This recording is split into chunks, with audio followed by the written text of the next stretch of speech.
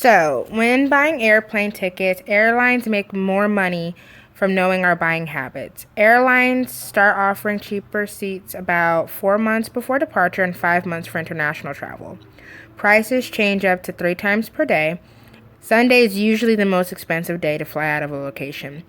Holiday travel is an exception, though.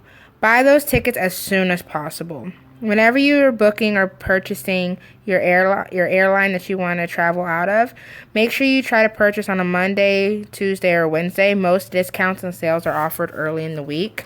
I know that's hard when you're at work, but you got to do what you got to do.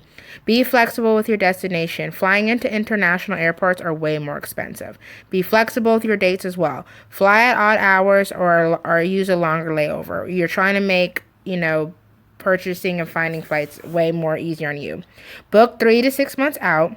And definitely check in on those perks before you buy. Check more than one search engine. Travel apps help. Try using different apps. I mean, with today's technology, apps are your friend. Everything can notify you, so you really don't have to physically look. Google Flights is one of them. If you type in from where to where, dates, it'll list everything and give you a good example. Again, Hopper is a great app because it searches for you. This is one I've personally used. You put in a time and area or wherever you want to fly out, and it will notify you. Another good tip is if you're trying to save money, do not be afraid to book one ways. You can book one way to your vacation spot and then act like you're living there or act like you're from there and book a one way back. So that way you're getting the cheaper flight.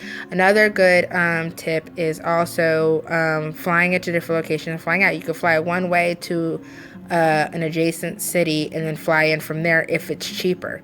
I'm telling you, we have all these different apps that you can use, like Kayak, Expedia, Orbitz, Priceline, and Hotwire. So, hope this helps. Don't forget to subscribe.